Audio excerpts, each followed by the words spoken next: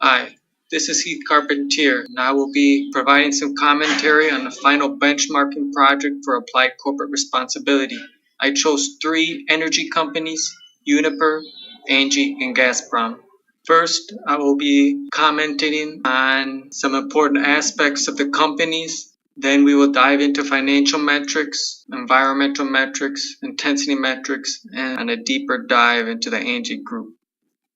In the beginning of 2016, they separated from their parent company, E.ON, and became a separate entity. E.ON went on to focus on renewables and energy networks, while Uniper took control of German fossil fuels. About half of their energy portfolio is gas and about a quarter coal.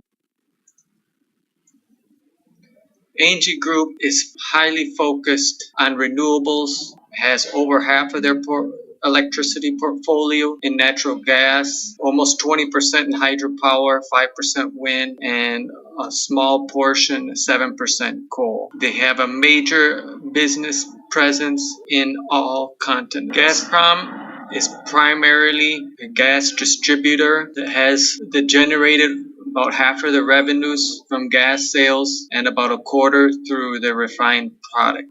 Moving on to financial metrics. Here we can note how Uniper does have a higher gross revenue in 2015 due to being a part of E.ON, and we can see how Gazprom had a surge in 2017, which was mostly due to increased exports to Europe, where they can receive a higher price for gas. As far as gross profit, Gazprom, the state-owned company, was the only one that was able to generate healthy profits. Here again, we can see how Uniper, them breaking off from E.ON, created their assets to go down. Engie Group went down initially, but they continued to invest in renewables and they continued to divest from coal-producing plants. As for Gazprom, there is a growth in demand for gas. They continue to increase assets to meet those demands. Overall count, Uniper has raised slightly their employee count over the years. Engie has slightly decreased their count, as well as Gazprom. Gazprom is a giant state-owned company. Engie is high in the technology sector, focusing on innovation, where Uniper is a traditional energy producer. We'll move on to the environmental metrics. We're starting off with Scope 1 emissions. Uniper has been able to reduce their emissions. In 2017, Uniper announced that they would no longer be investing in coal-fired power plants. Engie's divestment of coal-fired power plants is highlighted here as well, along with their commitment to more sustainable energy sources. Despite Gazprom's heavy increase in assets, their scope emissions haven't raised significantly. As far as power generation capacity, due to Engie being heavy into renewables, it is clearly outlined here. With Uniper's separation from E.ON, their water usage decreased significantly. Engie's high use may be due to their almost 20% of their power through hydropower. Uniper and Engie's renewable energy percentage was calculated as capacity of production power, whereas Gazprom's calculation was made through percentage of revenues. Uniper has made some progress despite being separated from E.ON beginning of 2016. Thus, everyone is in an upward trend. However, Engie is increasing at a rapidly rate. Now we've come to the interesting part, the intensity metrics, where everything comes together. The first metric was tons of direct scope 1 emissions per billion of revenue. The least amount of emissions per revenue generated, the better. And here, Uniper, doing the traditional energy, is hands down doing the best. It has recovered since being separated from E.ON back at those levels. So that's 77 billion per tons of direct scope. So that means Uniper emitted 77 tons of scope 1 emissions per $1 billion generated of revenue in 2017. Engie is making progress and Gazprom is doing well, but that doesn't consider their scope 2 and 3 emissions for their transport to other countries that is increasing into Europe. Second metric is employees per gigawatt of power of their generation capacity. Here we see how the giant Gazprom state-owned entity has a huge amount of employees compared to Engie and Uniper. However, we can note that they do generate mostly gas. Uniper is able to keep their employee count down, where Engie, because they're heavy into innovation and technology, they have higher numbers of employees per generation capacity. The third metric generated was million of cubic meters of water withdrawn per billion in assets. Gazprom is using little water due to their emphasis in gas. Engie's emphasis in innovation. Their high investment is outlined here by keeping their water consumption low pertaining to their assets. Uniper is able to use a lot more water with their assets.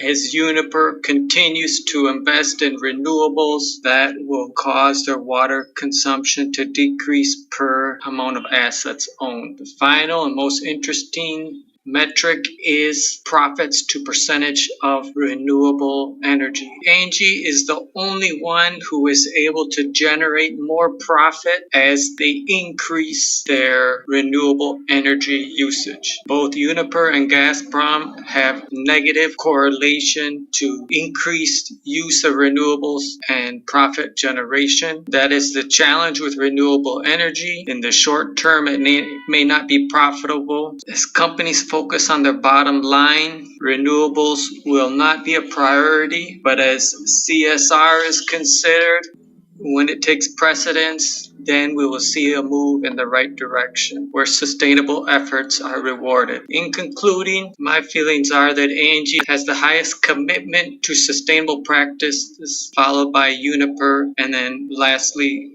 Gazprom. As part of the deeper dive into the Engie group, we will be looking into one of their publications and looking into the CSR goals that were set back in 2016. A World of Energy is a summary of the global energy market and key issues. I will be commenting on a few of the slides presented in their report. First is the CO2 and climate prices and carbon markets slide, which shows which countries are involved with the emission trading scheme and which countries have implemented a carbon tax or where a carbon tax is scheduled. We can see that Europe is covered with emission trading system due to the EU climate policy. As financial systems continue to be developed to cover the true cost of carbon, we will see companies such as Engie, who is concerned about sustainability,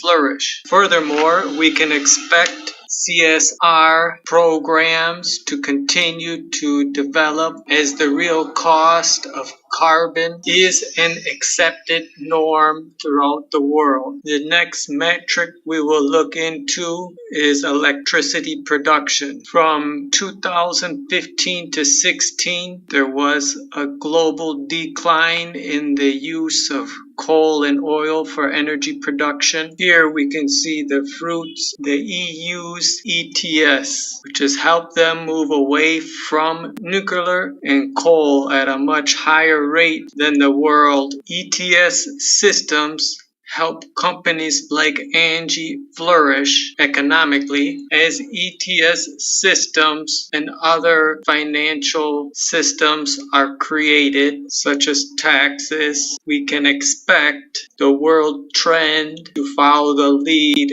of the EU in energy consumption trends. With their large investments in R&D, Engie is positioned to reach their goal of sustainable energy available to everyone. Their commitment to produce insightful, quality global reports on energy demonstrates their commitment to be a leader in the industry. In the appendices of results for the year 2017, 6 CSR commitments that were made back in 2016 are highlighted. Publishing the CSR commitments and provide results on their progress is a demonstration of their true commitment of taking CSR seriously. They believe they are on track with all their commitments. However, their gender diversity goal of 25% of women in the group's workforce appears to not be on target.